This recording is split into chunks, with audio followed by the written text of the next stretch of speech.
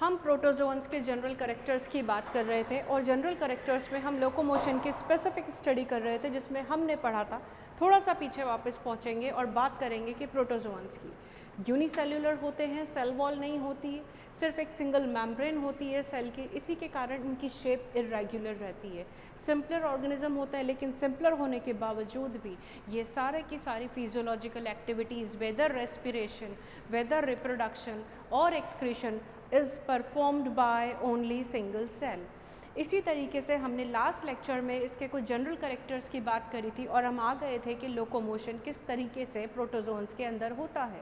पहला हमने पढ़ा था सीलियरी लोकोमोशन।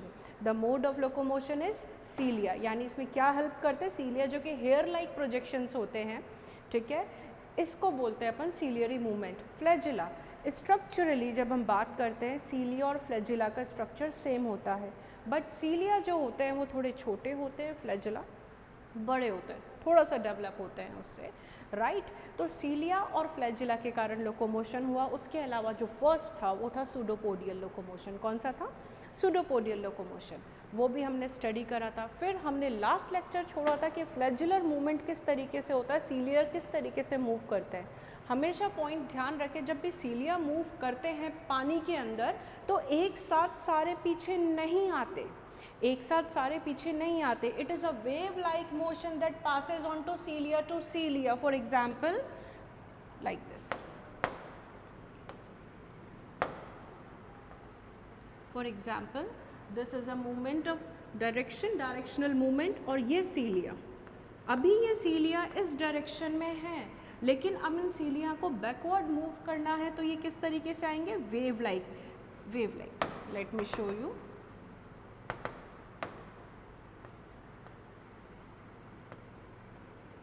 ये पीछे की तरफ वन बाय वन, पीछे की तरफ वन बाय वन चले जाएंगे, लाइक अब जब इस साइड के फ्लैजिला पीछे होते जा रहे हैं तो अब ये वेव दूसरे साइड के फ्लैजिला को पीछे कर देगी,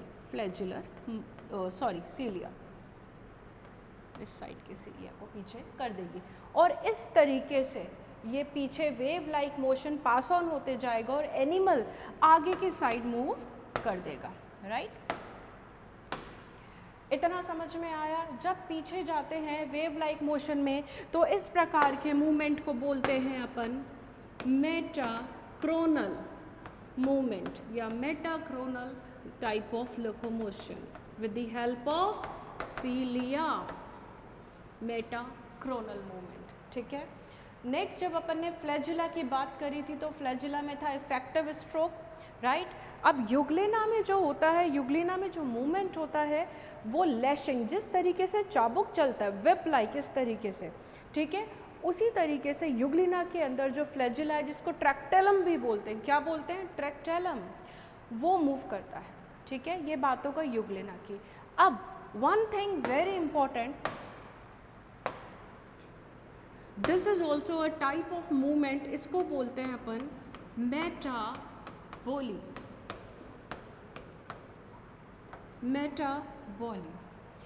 मेटाबॉली मूवमेंट के लिए प्रोटोजोन्स में आवश्यक है कि उनकी जो आउटर बॉडी लाइनिंग होती है जिसको हम समटाइम्स कॉल्ड एज पेलिकल, वो इलास्टिक होनी चाहिए। क्या होनी चाहिए? इलास्टिक। अगर बॉडी इलास्टिक होती है, रिजिड नहीं होती, मजबूत नहीं होती, तो वो कॉन्स्ट्रिक्ट भी कर सकती है, वो रिलैक्स भी, यानी वो संकुचनशील होती है। तो कई बार युग्लिना अपने ही एक्सिस पे मूव करता है। पहले युग्लिना लॉन्गिटेड स्ट्रक्चर होता है, उसके बाद में उसका स्ट्रक्चर हो जाता है shrink, like that, see on the board,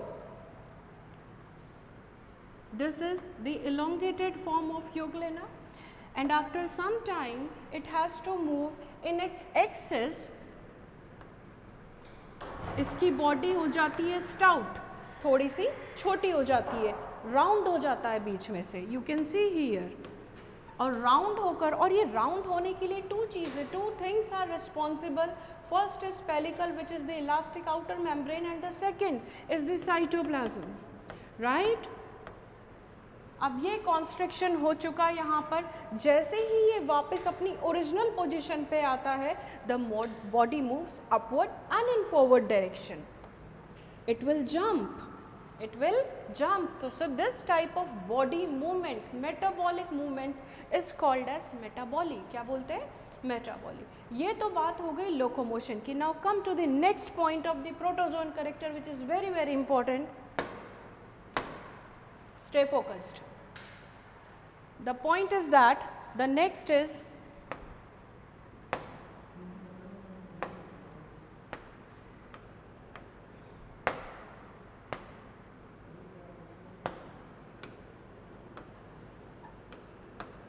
respiration. Respiration यानी श्वसन. जिस तरीके से ह्यूमन बीइंग्स रेस्पायर करते हैं, श्वसन करते हैं, उसी प्रकार से इनको भी रेस्पिरेशन की ज़रूरत पड़ती है. Of course everybody needs oxygen to live. अब ये रहते हैं पानी के अंदर, ये होते हैं टेरेस्ट्रियल. जो पानी के अंदर प्रोटोजोन्स रहते हैं वो किस प्रकार से ऑक्सीजन को ग्रैस्प करते हैं, उसको समझाने से पहले आपको ये पता होना चाहिए व्हाट इज़ डिफ्यूजन. विसरण क्या होता है? विसरण हायर कॉन्सेंट्रेशन से लोअर कॉन्सेंट्रेशन की तरफ मूवमेंट को कहते हैं. जहाँ पे कॉन्सेंट्रेशन ज़्यादा होती है और जहाँ पे कॉन्सेंट्रेशन कम होती है, पार्टिकल हायर से लोअर उसी डायरेक्शन में मूव करता है. फॉर एग्ज़ाम्पल जब मैं प्रोटोजोन्स की बात करूं तो प्रोटोजोन्स पानी के अंदर पाए जाते हैं और पानी के अंदर होती है डिज़ोल्व्ड ऑक्सीजन. क्या होती है? डिज़ोल्व्ड ऑक्सीजन, जिसकी कॉन्सेंट्रेशन ज़्यादा होती है पानी के अंदर. And the body needs oxygen for the oxidation and metabolic activities, right. तो अब क्या होता है, जो बाहर ऑक्सीजन होती है उसकी सांद्रता या उसकी कॉन्सेंट्रेशन होती है पानी के अंदर ज़्यादा. This oxygen is transferred in the body of the amoeba or the protozoan with the help of the process called as diffusion. कौन सा process? Diffusion. और diffusion का नियम अभी अभी मैंने समझाया. क्या कहता है? जहाँ पे सांद्रता ज़्यादा होती है और जहाँ पे सांद्रता कम होती है तब तक डिफ्यूज़न होता रहता है. ये बात ध्यान में रखेंगे. कॉन्सेंट्रेशन ग्रेडियंट जब तक रहेगा, सांद्रता में अंतर जब तक रहेगा, तब तक ही डिफ्यूज़न का प्रोसेस होता है. अदरवाइज डिफ्यूज़न का प्रोसेस स्टॉप हो जाता है अगर दोनों तरफ इक्विलिब्रियम की अवस्था हो जाती है, यानी साम्य अवस्था स्थापित हो जाती है. ठीक है, लेकिन यहाँ पे ऐसा नहीं होता. यहाँ पे निरंतर कॉन्सेंट्रेशन ग्रेडियंट होता है. बॉडी के अंदर ऑक्सीजन की कमी होती है जो पानी में घुलित ऑक्सीजन उसको एब्जॉर्ब करती है. अब एब्जॉर्ब कैसे करती है? The point is this. Absorb करती है वो जनरल बॉडी सरफेस. क्योंकि ये प्रोटोजोन है, सिंपलर ऑर्गेनिज्म है, तो इनके पास कोई स्पेसिफिक ऑर्गन नहीं होता रेस्पिरेशन के लिए. जैसे हमारे पास लंग्स होते हैं, फिशेस के पास गिल्स होते हैं, इनके पास ऐसा किसी भी प्रकार का कोशिकांग नहीं पाया जाता, कोई भी ऑर्गेनली नहीं होती है. लेकिन रेस्पिरेशन तो होता है. How? Let's see. With the help of general body surface, the general body surface or the cell membrane of the amoeba or the other protozoan is permeable to the gas molecules and small particles. That's why the gases are easily absorbed. Gases आसानी से अवशोषित करी जा सकती हैं with the help of general body surface. ठीक है, तो इसी प्रकार से ऑक्सीजन बॉडी के अंदर ट्रांसफ़र हो जाती है और ये ऑक्सीजन विभिन्न विभिन्न क्रियाओं के लिए काम में आती है. कॉम्प्लेक्स मॉलिक्यूल्स को तोड़ने के लिए काम में आती है, डाइजेशन में हेल्प करती है. ये हो गया आपका रेस्पिरेशन. अब रेस्पिरेशन में सिंपल सी चीज़ है, आपने ऑक्सीजन ली, ऑक्सीजन के फलस्वरूप आप जो लेते हैं उसको इनहेलेशन प्रोसेस के थ्रू लेते हैं बोलते. तो अमीबा में भी ये क्या हुआ? ऑक्सीजन का अवशोषण. लेकिन इसी प्रकार से मेटाबॉलिक वेस्ट के रूप में यहाँ पर निकलता है CO2. क्या निकलता है? Carbon dioxide.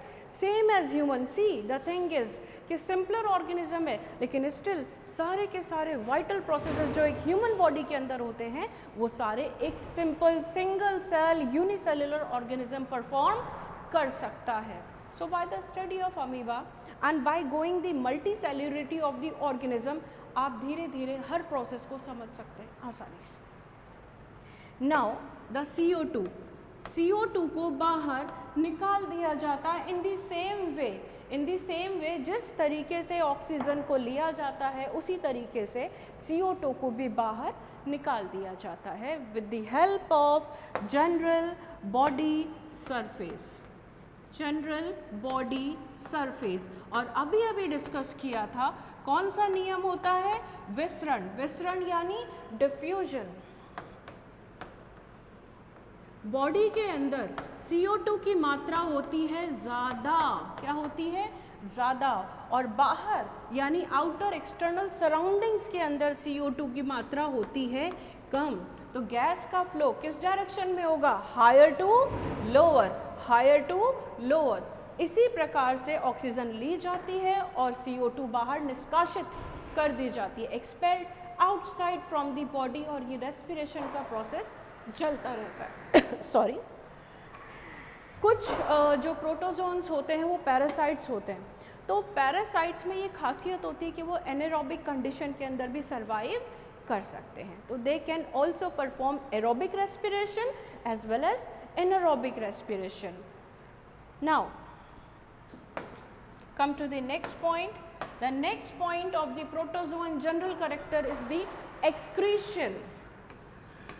एक्सक्रीशन को हिंदी में बोलते हैं उत्सर्जन। क्या बोलते हैं, उत्सर्जन।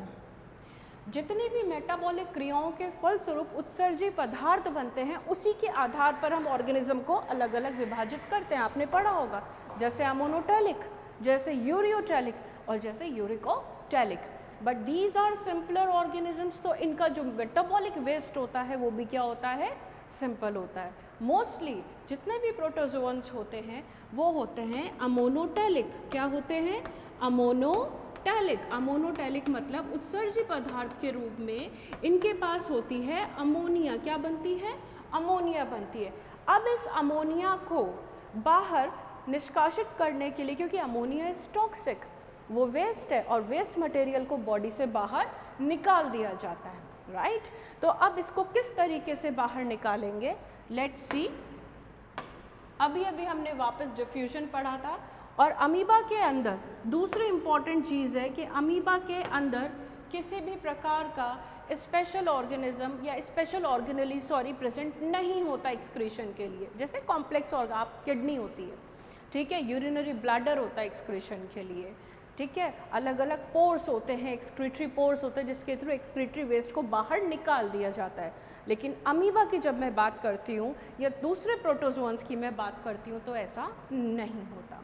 इन द सेम वे जिस प्रकार से श्वसन की क्रिया होती है या रेस्पिरेशन होता है उसी प्रकार से एक्सक्रीशन भी होता है, यानी with the help of general body surface. कौन सा, जनरल बॉडी सरफेस। क्योंकि जनरल बॉडी सरफेस पारगम्य है गैसेस के लिए। किसके लिए, गैसेस के लिए। अमोनिया जब फलस्वरूप बनता है बॉडी के अंदर तो इसकी सांद्रता होती है ज़्यादा, इसकी कॉन्सेंट्रेशन क्या होती है, ज़्यादा, और इसे बॉडी को बाहर निकालना होता है। जब बॉडी को इसको निकालना होता है तो ammonia will travel in the same direction, higher concentration से कहाँ पे जाएगी, सराउंडिंग वाटर में, जहाँ अमोनिया की सांद्रता कम है, और इस प्रकार से उत्सर्जी पदार्थों को बाहर निकाल दिया जाता है। जैसे उत्सर्जी पदार्थों में एक चीज़ और आती है जिसको बहुत ध्यान में रखना है, उसको बोलते हैं अपन कॉन्ट्रैक्टाइल वैक्यूल। क्या बोलते हैं, कॉन्ट्रैक्टाइल वैक्यूल। वो भी समटाइम्स हेल्प करती है एक्सक्रीशन में। वो पूरे बॉडी के अंदर से डिस्ट्रीब्यूटेड जितने भी पदार्थ होते हैं जो काम के नहीं होते वो पानी के साथ उसको कलेक्ट करती है और उसको प्लाज्मा मेम्ब्रेन जो इसकी होती है, आउटर मेम्ब्रेन इन जीवों की, उसके साथ जाकर फ्यूज़ होकर बाहर निकाल देती है, ठीक है। तो ये बात हो गई एक्सक्रीशन की,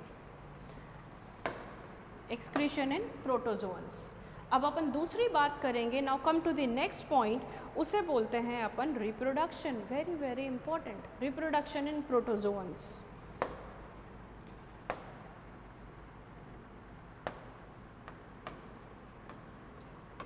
किसी भी ऑर्गेनिज्म को इस बायोस्फीयर में सरवाइव करने के लिए रिप्रोडक्शन की आवश्यकता पड़ती है, तभी वो सरवाइव कर सकता है, तभी वो एक स्पीशीज़ के रूप में इस धरती पर मौजूद होता है। जो ऑर्गेनिज्म रिप्रोडक्टिवली सक्सेसफुल होते हैं वही स्पीशीज़ आगे कंटिन्यू करती है by the help of natural selection, ये सबको पता होगा। ठीक है, तो इसी प्रकार से प्रोटोजोअन्स में भी क्या होता है, रिप्रोडक्शन होता है। रिप्रोडक्शन होने के लिए यानी खुद ही की कॉपी बनाने के लिए इसके पास अलग अलग तरीके होते हैं। प्रोटोजोन्स में जो मोस्टली मोड पाया जाता है रिप्रोडक्शन का वो होता है अलैंगिक या एसेक्सुअल। कौन सा मोड होता है, एसेक्सुअल। एसेक्सुअल मोड जो होता है उसमें प्रोटोजोआ अलग अलग तरीके से डिवाइड करता है और अपनी मल्टीपल कॉपीज बनाता है। कैसे? फॉर एग्जाम्पल, अगर कंडीशंस फेवरेबल है, अनुकूलतम परिस्थितियों के अंदर जो प्रोटोजोन्स के जीव होते हैं या ये जो प्रोटोजोन्स होते हैं वो करते हैं बाइनरी फिशन। क्या करते हैं? Binary fission. नाम में ही आंसर है, द्विविखंडन। One body one parent cell divides into two daughter cells and the process is called as binary fission. The important thing is कि binary fission तब होता है जब कंडीशंस होती है फेवरेबल। क्या होती है? फेवरेबल। फेवरेबल कंडीशन मतलब एक प्रोटोजोअन को सरवाइव करने के लिए उसके चारों तरफ खाना मौजूद है, हवा मौजूद है, पानी मौजूद है, जो भी सरवाइव करने के लिए उसकी ऑप्टिमम कंडीशंस है वो उसके पास अवेलेबल है। Right? This is binary. Let me clear you more. Binary fission में for example sometimes body divides on its axis like this. Now one parent cell is divided into two, right? Sometimes body divides in this fashion. I will give you the example.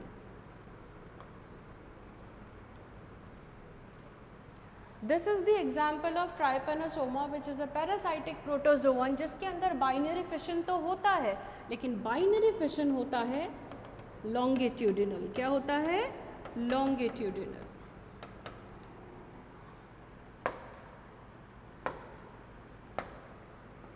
जिसको आप हिंदी में बोलते हैं अनुदैर्ध्य।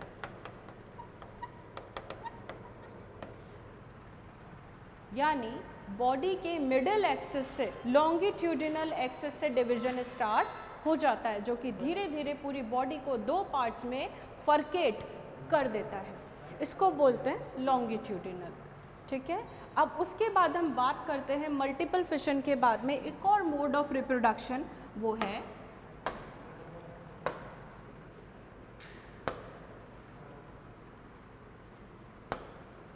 Budding. कौन सा mode है? Budding. Budding को हिंदी में बोलते हैं मुकुलन। क्या बोलते हैं? मुकुलन। जिस प्रकार से प्लांट्स के अंदर भी बडिंग होती है उसी प्रकार से एनिमल्स के अंदर जो लोअर इन्वर्टिब्रेट्स होते हैं उनके अंदर क्या होती है? बडिंग का प्रोसेस होता है। इसमें जो साइटोप्लाज्म होता है वो आगे की तरफ पेरेंट बॉडी से थोड़ा सा क्या हो जाता है? बल्ज आउट हो जाता है। वो बाहर की साइड में खुद को पुश करता है और इसके साथ साथ इसके अंदर न्यूक्लियर मटेरियल भी प्रेजेंट होता है। ध्यान देने वाली बात यहाँ पर बहुत है क्योंकि मैं यहीं से आपको एक और चीज़ बताऊंगी।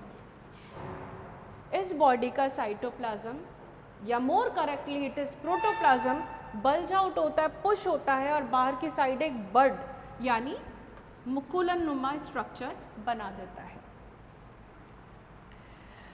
अब ये बड स्ट्रक्चर धीरे धीरे यहाँ से क्या होने लग जाती है? कॉन्स्ट्रिक्ट होने लग जाती है और कॉन्स्ट्रिक्ट होने के बाद में धीरे धीरे पेरेंट अमीबा से ये क्या होती है?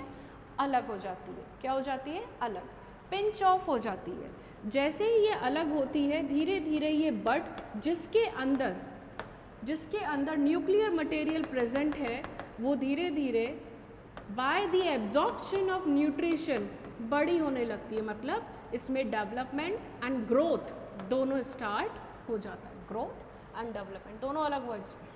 ठीक है, इसको बोलते हैं बडिंग का प्रोसेस। क्या बोलते हैं? बडिंग का प्रोसेस। दूसरा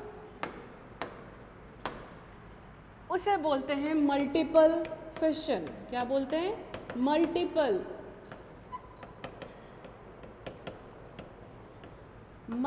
फिशन का अर्थ यह होता है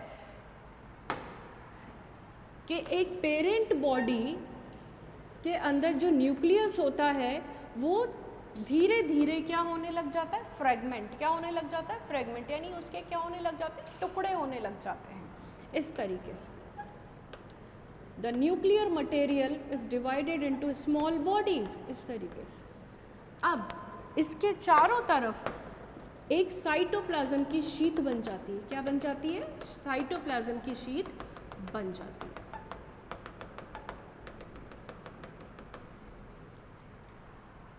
साइटोप्लाज्म की, यानी ईच साइटोप्लाज्मिक शीट जिसके अंदर न्यूक्लियर मटेरियल है, वो जब रिलीज आउट होगा वो एक एडल्ट एनिमल के अंदर कन्वर्ट हो जाएगा। किसके अंदर कन्वर्ट हो जाएगा, एडल्ट। यानी one body, one parent body is fragmented into different parts.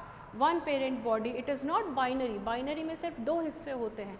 Multiple fission में फ्रेगमेंटेशन हो जाता है बहुत सारे टुकड़ों के अंदर, लेकिन हर टुकड़ा सरवाइव करे ज़रूरी नहीं है। इसलिए आपके क्वेश्चन आता है कि समझाइए कि अमीबा इमॉर्टल क्यों होता है, अमीबा अमर क्यों है। क्योंकि अमीबा की बायोलॉजिकली डेथ नहीं होती, जैसे हम लोगों की एजिंग के बाद में डेथ होने लग जाती है। अमीबा के अंदर ऐसे नहीं होता। अमीबा की होती है एक्सीडेंटल डेथ या नेचुरल एनवायरनमेंट के प्रकोप के कारण हो गया तो ठीक है, अदरवाइज अमीबा सर्वाइव करता है इवन अंडर एडवर्स कंडीशन, प्रतिकूल अवस्थाओं में भी। ठीक है, तो इसीलिए अमीबा को इमॉर्टल कहा जाता है, क्योंकि वो हिस्सा, अमीबा का वो हिस्सा जो कि मल्टीपल फिशन के बाद जिसके अंदर nuclear material, genetic material present है, only and only that part of amoeba can survive, that daughter cell can be converted into adult. ठीक है, तो इसीलिए बोलते हैं कि अमीबा इमॉर्टल होता है, क्योंकि उसकी बायोलॉजिकल डेथ नहीं होती है। एनवायरनमेंट की वजह से या नेचुरलिस्टिक चीज़ों की वजह से उसकी डेथ हो सकती है जब कंडीशंस फेवरेबल नहीं होती। ये बात हो गई मल्टीपल फिशन की। ये एक तरीके से ये अपने छोटे छोटे स्पोर्स बना लेते हैं, स्पोर्स। और दूसरी इंपॉर्टेंट 2 टर्म्स ध्यान में रखिए, जब प्रोटोजोन्स अपनी फीडिंग फॉर्म में होते हैं, यानी उनकी कंडीशंस आसपास, चाहे पैरासाइट्स हो चाहे फ्री लिविंग हो, ठीक है, उस प्रोटोजोन की अवस्था को बोला जाता है ट्रोफोजोइट। क्या बोला जाता है, ट्रोफोजोइट। ट्रोफोजोइट का मतलब होता है, ट्रोफो मीन्स भोजन, फूड। जब वो अपनी कौन सी अवस्था में है, फीडिंग, यानी the conditions are favourable, trophozoite form. और दूसरी फॉर्म होती है प्रोटोजोन्स की सिस्टिक फॉर्म। क्या होती है, सिस्टिक। ये कब बनती है, एडवर्स कंडीशन में, जब ऑप्टिमम कंडीशंस या प्रतिकूल परिस्थितियां होती है, उसको ऑप्टिमम सर्वाइवल कंडीशंस नहीं मिलती है। Got it. तो ये कौन सी फॉर्म हो गई, सिस्ट। यानी प्रोटोजोन्स आपको कौन सी अवस्था में मिले, एक तो फीडिंग अवस्था में जिसको बोलते हैं ट्रोफोजोइट, और दूसरी कौन सी form, cystic form. Okay, this is the mode of reproduction जो कि एसेक्सुअल, अलैंगिक जनन कहलाता है। अभी तक हमने डिस्कस किया बाइनरी फिशन, बडिंग और मल्टीपल फिशन या fragmentation. Okay, but some protozoans also reproduce by the sexual mode, यानी इनके अंदर लैंगिक जनन भी पाया जाता है।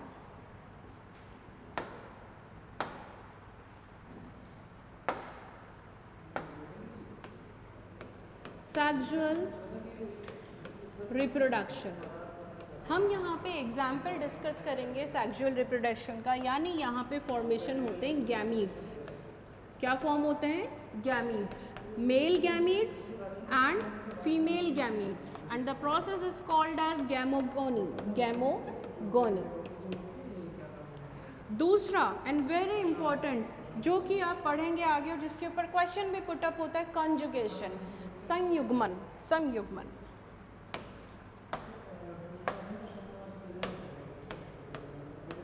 कॉन्जुगेशन, ये पैरामीशियम में देखा गया है। किसके अंदर देखा गया है, पैरामीशियम के अंदर देखा गया है conjugation. Conjugation as the name indicates, co means two, JU means junction. ये जंक्शन होता है प्रोटोप्लाज्मिक ब्रिज। क्या कहलाता है? Protoplasmic bridge. दो पैरामीशियम्स के बीच में जंक्शन बनता है, उसे प्रोटोप्लाज्मिक ब्रिज कहते हैं। और कॉन्जुगेशन में only and only 2 partners participates. नाम में आंसर रखो, को means 2 partners are involved in the conjugation. So 2 paramecium come closer to each other और उनके बीच में बनता है प्रोटोप्लाज्मिक ब्रिज, इसे बोलते हैं जंक्शन। और इस जंक्शन के थ्रू इसका जो न्यूक्लियर मटेरियल है, जो साइटोप्लाज्मिक मटेरियल है, वो एक्सचेंज हो जाता है। वो एक्सचेंज हो जाता है जिसके फलस्वरूप as a result the paramecium becomes a new strain. वो पैरामीशियम जिसके पास पुराना न्यूक्लियस था, वो न्यूक्लियस खुद को रीअरेंज करके दूसरे पैरामीशियम के अंदर ट्रांसफ़र कर देता है, जिससे जो पैरामीशियम ओल्ड स्ट्रेन होता है वो कन्वर्ट हो जाता है न्यू में। This is a process called as rejuvenation, यानी वाइटल। ठीक है, ये बात हो गई आपके कॉन्जुगेशन की।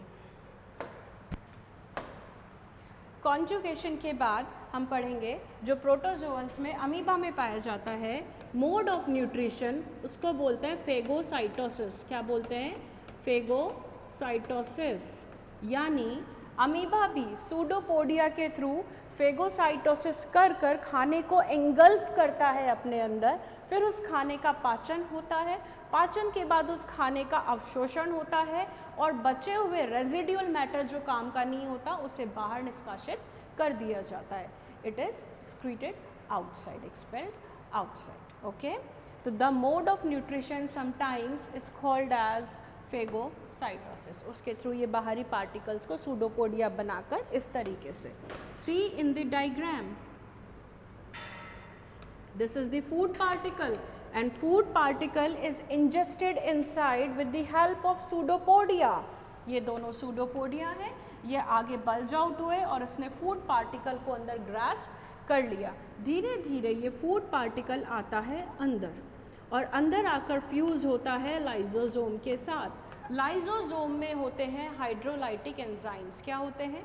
हाइड्रोलाइटिक एंजाइम्स, जो कि कॉम्प्लेक्स फूड मटेरियल को सिंपलर फूड मटेरियल में कन्वर्ट करते हैं। और लाइजोसोम के अंदर होते हैं enzymes like lipase, like protease. ये सारे एंजाइम कॉम्प्लेक्स चीज़ों को कन्वर्ट कर देते हैं सिंपलर के अंदर, so that absorption becomes easier. उसके बाद में ये पूरी बॉडी के अंदर डिस्ट्रीब्यूट हो जाते हैं food particles for the absorption with the help of cytoplasmic movement, जिसको अपन बोलते हैं साइक्लोसिस। क्या बोलते हैं? साइक्लोसिस। जैसा कि मैंने पहले भी डिस्कस किया था, इसे बोलते हैं स्ट्रीमिंग ऑफ द साइटोप्लाज्म, यानी साइटोप्लाज्म का एक निश्चित दिशा के अंदर बहना, और ये प्रोसेस निरंतर चलता रहता है।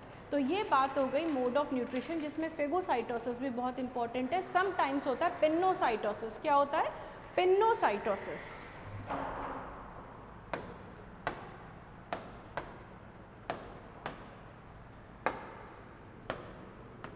पिन्नोसाइटोसिस का मतलब होता है सेल ड्रिंकिंग। क्या होता है?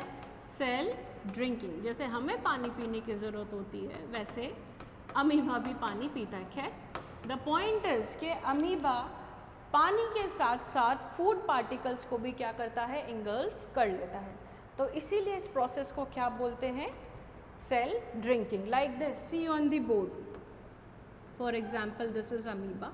इसके अंदर चैनल्स बन जाते हैं। क्या बन जाते हैं? चैनल्स। फर्स्ट ऑफ ऑल बाहर वाटर है और वाटर के साथ साथ प्रेजेंट है food particles. Along with the water, food particles are engulfed inside, जो कि इस चैनल के थ्रू, जो कि सकड़ा होता जाता है नीचे तक, यहाँ पर आ जाता है। जैसे ही ये पार्टिकल इधर आता है, ये पिंच ऑफ होकर बॉडी के अंदर आ जाता है। तो this is how cell drinking takes place in amoeba. यानी चाहे कंडीशंस एडवर्स हो या कंडीशंस फेवरेबल हो, अमीबा अलग अलग मोड्स को अपनाकर अलग अलग नेचुरल कंडीशंस में अडेप्ट कर कर सर्वाइव करता है।